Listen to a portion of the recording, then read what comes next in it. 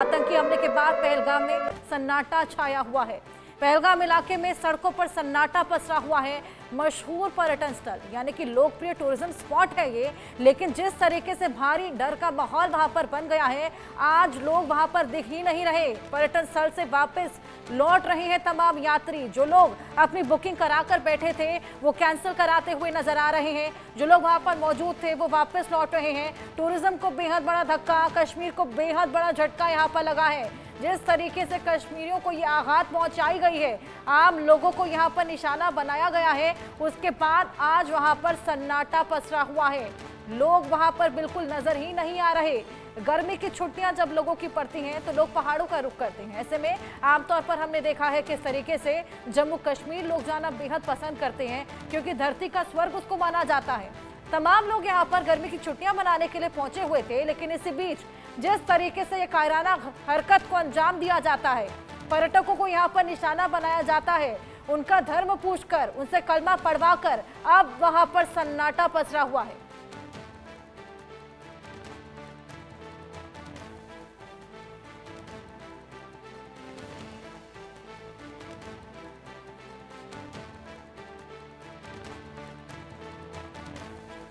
पर्यटन स्थल से वापस लौट रहे हैं लोग। जो लोग वहां पर मौजूद थे वो तो वापस लौट ही रहे हैं, जो कि लोग वहां जाने वाले थे, जिन्होंने अपनी बुकिंग करा रखी थी। यहां तक कि 1 महीने पहले तक अभी लोग अपनी बुकिंग कैंसिल कराते हुए नजर आ रहे हैं। हमारे साथ अजय लगातार बने हुए हैं, अजय से और जानकारी लेंगे। अजय, जैसे कि हम बात कर रहे थे, जैश वहां पर लगातार एक्टिव नजर आ रहा था, ऐसे में लश्कर भी वहां पर सडनली एक्टिव हो जाता है, स्लीपर सेल को एक्टिवेट करता है। टीआरएफ ने इस पूरे हमले की जिम्मेदारी ली है। टीआरएफ के बारे में थोड़ा और बताइए। देखिए हर्षा, कश्मीर में आतंकी जो संगठन है उसमें कोई फर्क नहीं पड़ता सुरक्षा बलों को कि वो जैश के हैं, लश्कर के हैं, हिजबुल मुजाहिदीन के हैं।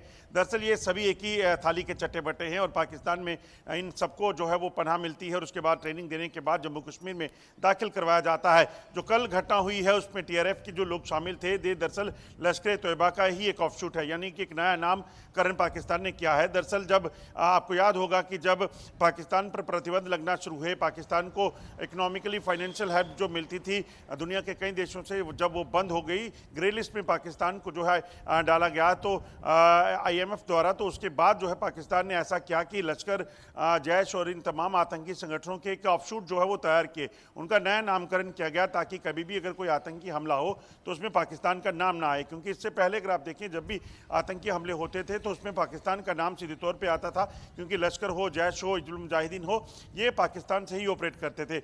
मगर अब पाकिस्तान ने नया नामकरण किया, मगर वो भी सबके सामने है कि किस तरीके से लश्कर के नाम को जो है वो टीआरएफ का नाम दिया गया। और क्या यही वजह है कि एक जगह जहां पर लश्कर तैयबा नाम है, जहां पर जैश ए मोहम्मद नाम है, वहां पर एक इंग्लिश नाम दिया गया इस संगठन को?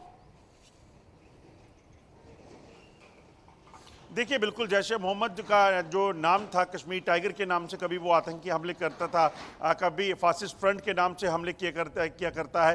दरअसल ये है जैश ए मोहम्मद के लोग। इसी तरह से लश्कर तोयबा के लोग कभी कश्मीर रेजिडेंट के नाम से अटैक करते हैं, कभी टीआरएफ के नाम से अटैक करते हैं। तो दरअसल ये सारे नामकरण सिर्फ इसलिए किए गए हैं ताकि पाकिस्तान का नाम इन हमलों से हट सके, मगर सच्चाई जही कभी छुप नहीं सकती। और इसीलिए अगर आप देखें तो लगातार ये जो जानकारियाँ मिल रही हैं उसमें लश्कर के 2 आतंकी, जो 4 आतंकी शामिल थे इस हमले में, इसमें 2 आतंकी जो हैं वो लोकल हैं, जबकि 2 आतंकी जो हैं वो पाकिस्तान के हैं, जो घुसपैठ करके जम्मू कश्मीर में आए थे और उनमें M4 कार्बाइन राइफल का इस्तेमाल किया गया है। इसके अलावा जो AK सीरीज की राइफल्स होती हैं, AK-47, उसका इस्तेमाल जो है इस हमले के लिए किया गया है, जो अपने आप में बताता है कि किस तरह से बड़ी बर्बरता से उन मासूम लोगों को क्लोज रेंज से जो है वो निशाना बनाया गया। उनसे पहले नाम पूछे गए, उसके बाद उनको फायरिंग करके उनके सर पर गोलियां मारी गई, जिसके बाद जो है वो जब वहां पे अफरा तफरी मची तो दूर से आतंकियों ने अलग अलग इलाकों में भाग रहे लोगों को निशाना बनाया, जिसमें इतने ज्यादा लोग जो है वो मारे गए।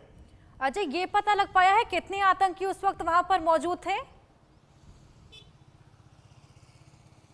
देखिए जो जानकारी है हर्षा, 3 से 4 आतंकियों का एक ग्रुप पहले वहां पहुंचा। उन आतंकियों ने बेसिकली कॉम्बैट ड्रेस डाली थी। कॉम्बैट ड्रेस मतलब वो कि आपके सेना की वेशभूषा जो है वो डाली हुई थी ताकि किसी को शक ना हो। मास्क डाले हुए थे। जैसे ही वो वहाँ ग्राउंड पे पहुंचे तो लोगों ने सोचा ये सेना के लोग हो सकते हैं, क्योंकि कश्मीर में सेना की डिप्लॉयमेंट बेहद ज़्यादा है। उसके बाद जब उन्होंने उनके आई कार्ड चेक करना शुरू किया और उसके बाद जब उन्होंने गोलियां दागी, उसके बाद लोगों को पता चला कि ये दरअसल आम लोग नहीं है, सेना नहीं है, ये दरअसल आतंकी हैं। और उन्हीं आतंकियों ने जो है वो फायरिंग जो है वो तेज कर दी, जिसके बाद जो है इतना ज़्यादा नुकसान जो है वो हुआ। बिल्कुल अजय, जिस तरीके से आप बता रहे हैं कि सेना की डिप्लॉयमेंट वहां पर बेहद ज्यादा थी, तो उस वक्त कहां पर थी, वहां पर क्यों नहीं थी सेना मौजूद? और जिस तरीके से उन्होंने सेना की वर्दी पहनी हुई थी, कॉम्बैट ड्रेस पहनी हुई थी, आप बता रहे हैं, तो लोगों को उन्होंने अपने विश्वास पे लिया और इस तरीके से पैटर्न ऑफ किलिंग उन्होंने आजमाया, लोगों से बातचीत की, उनके नाम जाने, कलमा पढ़वाया और उसके बाद उनको गोलियां मार दी। बिल्कुल, देखिए दरअसल सेना जो रहती है वो पहलगाम में होती है या बाकी जो ट्रैक रहते हैं वहाँ रहती है। ये जो स्पॉट थी जिस जगह पे हमला हुआ है, ये लगभग पहलगाम से 7 किलोमीटर की दूरी पर है। उस स्पॉट पर सुरक्षा बलों की तैनाती क्यों नहीं थी, ये एक बहुत बड़ा सवाल है, क्योंकि चूक तो हुई है। जब वहाँ पर अगर सैकड़ों की तादाद में सैलानी मौजूद थे तो फिर क्यों जो लोकल पुलिस थी उसने ये सुनिश्चित नहीं किया कि वहाँ पर जो है वो सुरक्षा बलों की डिप्लॉयमेंट होनी चाहिए?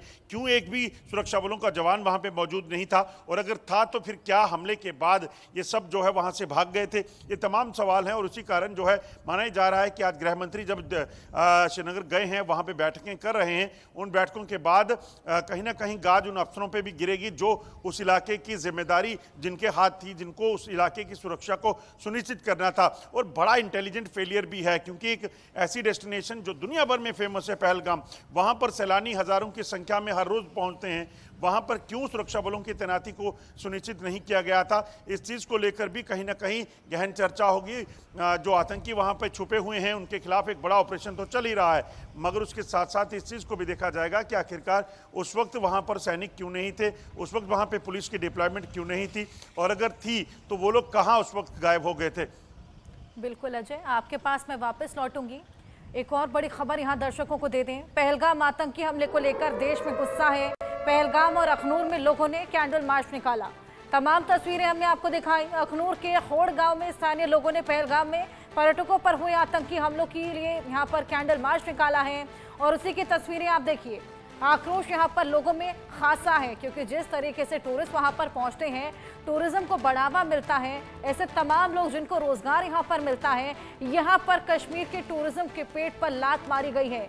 ये तमाम आतंकी जिन्होंने टूरिस्ट को यहाँ पर निशाना बनाया है, तमाम टूरिस्ट जो वहाँ पर पहुंचे हुए थे, अब पहली बात तो अपनी बुकिंग को कैंसिल करा रहे हैं, वहाँ से वापस लौट रहे हैं। सन्नाटा वहाँ पर पसरा हुआ है। पूरे देश भर में गुस्सा है जिस तरीके से इस पूरी घटना को अंजाम दिया गया, न केवल देश में लेकिन इसके अलावा विश्व भर में इस पूरी घटना की निंदा की जा रही है। डोनाल्ड ट्रंप इस घटना की निंदा करते नजर आए और तमाम लोगों के खिलाफ अपने संवेदना को प्रकट करते नजर आए। उसी बीच सऊदी अरब के दौरे पर थे पीएम मोदी, जहां पर क्राउन प्रिंस भी इस पूरी घटना को लेकर अपनी निंदा व्यक्त करते हुए नजर आए थे। दो तस्वीरें आपकी टीवी स्क्रीन पर आप देखिए। जब ये घटना हो गई थी उसी के बाद रात में ये कैंडल मार्च देखने को मिला। अलग अलग जगहों पे लोग कैंडल लेकर न्याय की गुहार लगाते हुए नजर आ रहे हैं।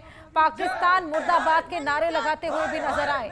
जिस तरीके से इस पूरी घटना को अंजाम दिया गया वो बेहद कायराना, बेहद घटिया, बेहद घिनौनी हरकत थी।